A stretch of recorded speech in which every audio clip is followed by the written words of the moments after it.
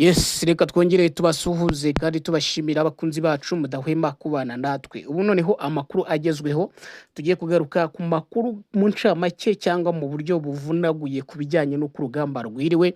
Ariko noneho turebe mu by'ukuri Tshisekedi atangarije iki abadepite n'abasenateri muri Kongo. Yongeye kwibasira u Rwanda bwa mbere.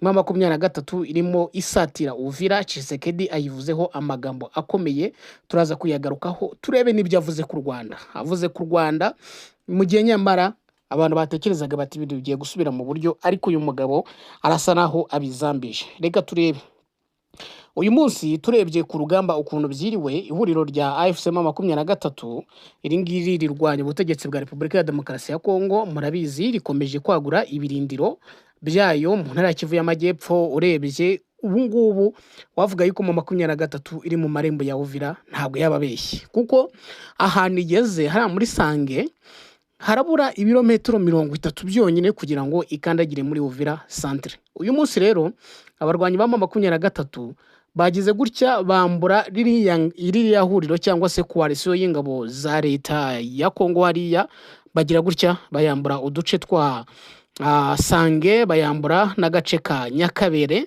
Ahangaha ni muri teritwari ya Uvira n'ubundi. Hanyuma ariko mbere yo gufata aka gace ka Nyakabere, Mama 23 yabanje gufata agace kitwa Bwegera, ifata Ruberizi, yafashe Ruvungi, yafashe Rurambo, yafashe Katogota, ndetse iva no muri centre ya Kamanyura nyine ho yari maze amezi 10 hagenzuraho. Si ikintu gishya kuba yari hafite, nubwo haje habaye ibitero bitandukanye bigamije kuyikuramo, hakaterwa ibibombe biturutse mu gihugu cy'u Burundi, hakaba imirwano ikomeye. Ariko iki gice n'ubundi Mama 23 yari sanzwe ikigenzura. Kuri ubu rero ikintu gihari, ubu ngubu Mama 23 iri kunyura mu muhanda munini wa RN5 ugera mu mujyi wa Uvira. Uyu muhanda irimo irawunyuramo umeze rwose nk'ukubuye, nta musirikare urimo, nta FDLR, nta FRDC, nta Murundi, nta Wazalendo, irimo iragenda yitemberera. Mama 23 urebye irasa naho ku bantu bazi by'urugamba irimo kurwana imanuka. Bisa naho ifite intego yo kugenda igafata vuba umujyi wa Uvira duherereyemo ubuyobozi bw'intara ya Kivu y'Amajyepfo bwashyizweho na leta ya Kongo, kuko ubu ngubu wavuga ko Uvira isa naho irangaye nta burinzi ifite. Ari aha Mama 23 kugira ngo iyifate ntabwo yababeshye, kuko nk'ahantu bita ahangaha muri Sange Mama 23 yafashe ni centre iri mu birometero 30 ugana muri uyu mujyi wa Uvira. Kugira ngo rero AFC M23 ifate umujyi wa Uvira ivuye muri Sange, irasabwa gusa kubanza gufata ibindi bice by'ingenzi. Ni ibice birimo centre ya Runingo na centre ya Kiriba, nazo ziri muri teritwari ya Uvira.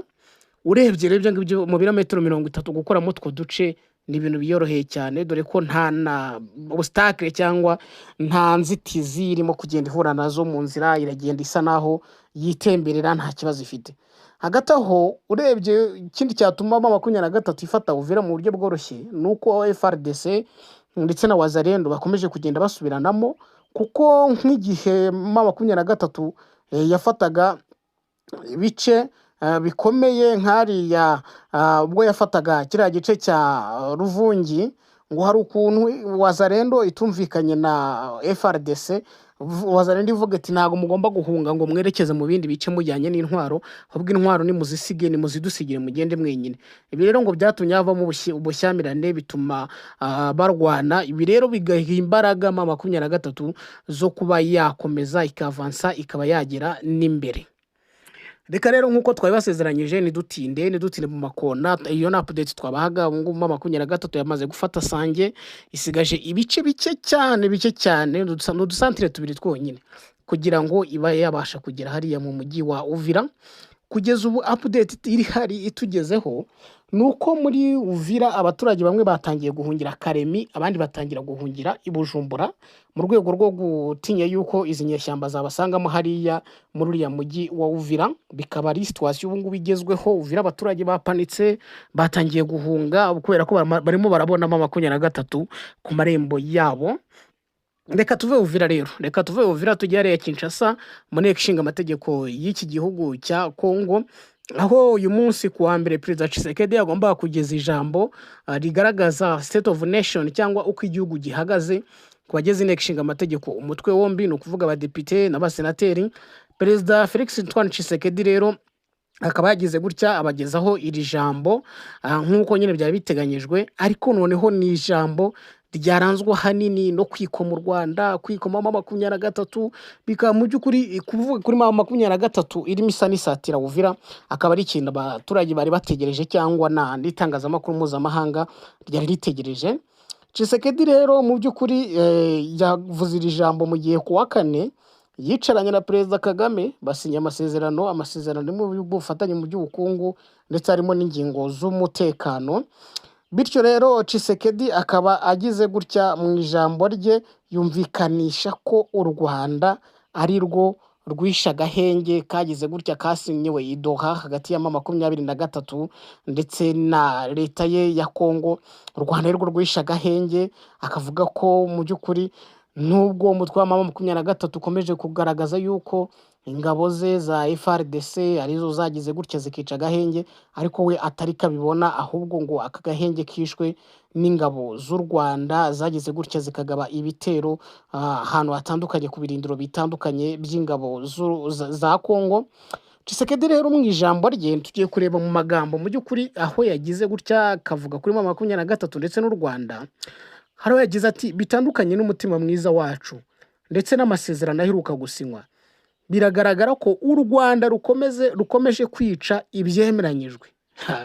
Urumva watangiye ashinja u Rwanda ko rwishe ibyemeranyijwe yaramura n'ayo masezerano. Ati yemwe n'umunsi wakurikiye isinywa ry'amasezerano, imitwe y'ingabo z'u Rwanda yagabye ibitero ikoresheje intwaro ziremereye zarasiwe mu mujyi wa Bugarama wo mu Rwanda, no kuvuga mu Bugarama ara nyine i Rusizi.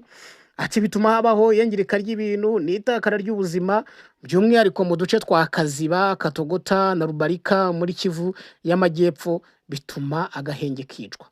Ariko reka turebe noneho M23 yayivuze iki.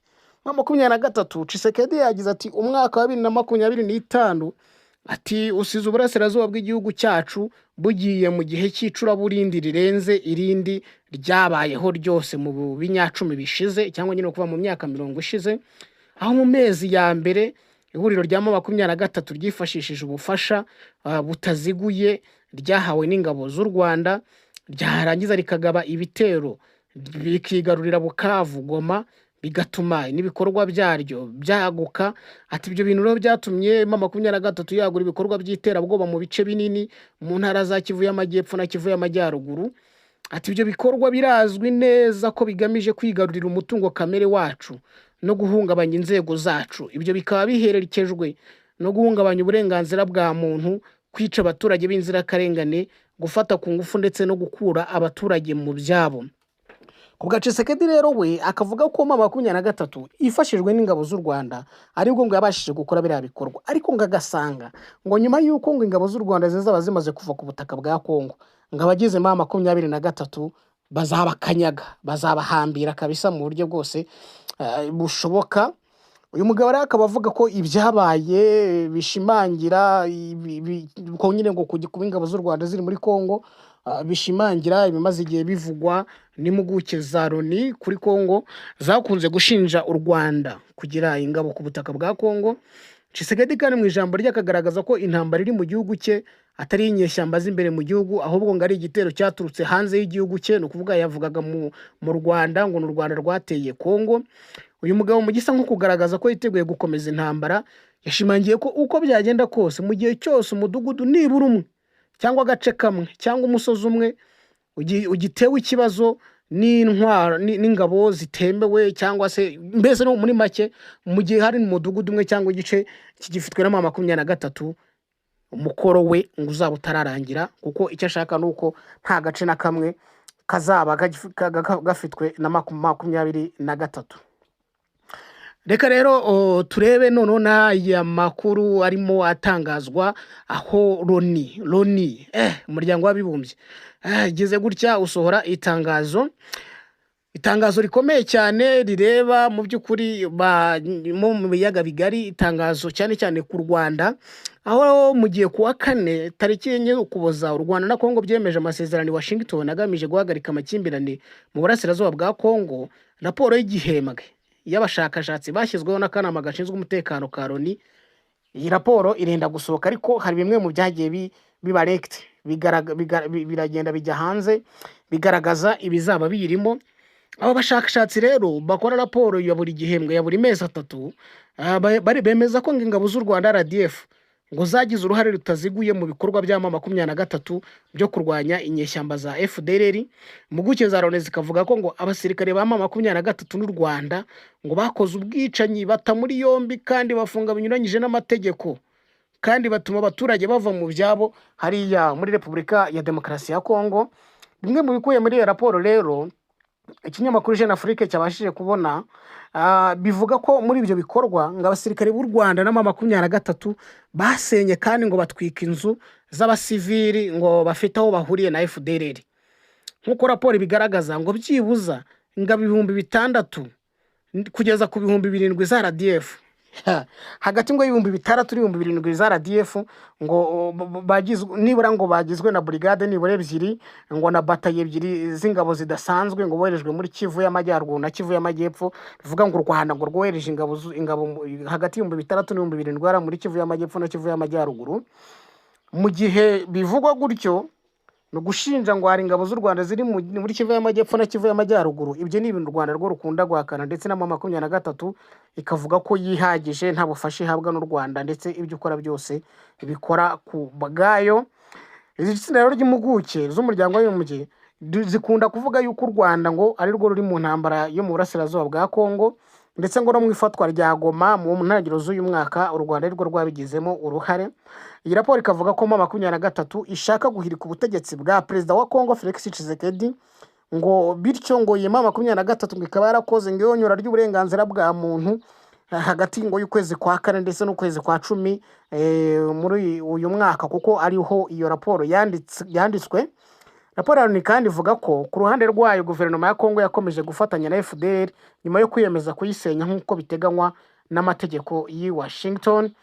Ariko turebe noneho ubu ngubu ibivuzwe ni raporo ntabwo ari ibintu bishya kuko n'ubundi kuva mu ntangiriro iyi ntambara yatangira Loni yakunze kugaragaza yuko ngo u Rwanda ari rwo ruri inyuma y'ingabo za M23 bihuye na bya bindi Tshisekedi yagize gutya agatangaza mu ijambo rye aho yavuze ko byanze bikunze u Rwanda ngo niruramuka rukuye ingabo zarwo mu gihugu cya Kongo ntawe azifasha guhonyora cyangwa se kurangiza M23 kuko ngo nta kiri cyo ni abantu bari ngaho badafite n'imbaraga.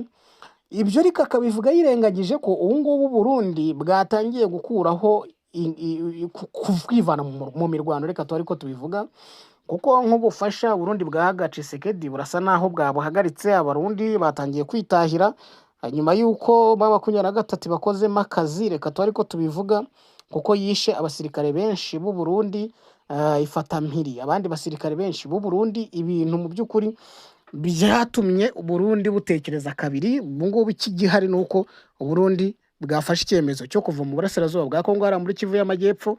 Baravuga yuko bamwe batangiye kwitahira banyuze hariya mu Cibitoki ndetse n'ahandi gusa ariko nanone ngo abarundi barareba kure bagasanga gukomeza kurwana na M23 kandi isa nirimo gusatira umujyi wa Uvira ni ufata izahita bafungira amazi n'umuriro. Ibyo rero nibyo byatumye bafata icyemezo cyo kuvuga ngo reka duhagarike ibyo twari turimo byose aha hantu tuhave ntabwo ari iwacu, dore ko banakurikije ibyo M23 yabasabye ko nibura yabahaye iminsi 7 yo kuba bavuye ku butaka bwa Repubulika ya Demokarasi ya Kongo bakaba rero babitangiye kare. Gusa ku rundi ruhande hari abasesenguzi bagaragaza ko M23 ishobora kuba yagiranye amasezerano n'u Burundi kugira ngo Burundi budakomeza kuyitambika yikorera aferi yayo, bakemeranya ko Burundi niburamuka bufashe kiriya gice nyine cya Uvira yenda batazabafungira umupaka bazakomeza nyine ibikorwa by'ubucuruzi cyangwa n'ibindi byose bifitiye inyungu Burundi bizakomeza gupasinga. Ibyo ngibyo ngo birashoboka ubu cyangwa Burundi nabwo bwabona busumbirijwe bugasaba M23 yuko yabaha agahenge kugira ngo abasirikare babo batahe.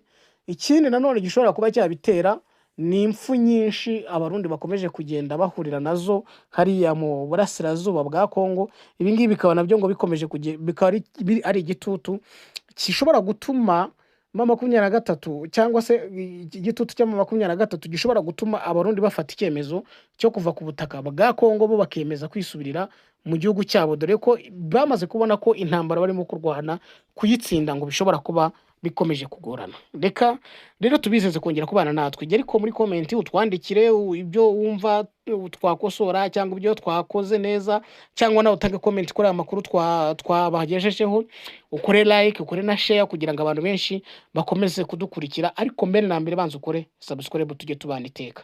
Urakoze, ugire ibihe byiza.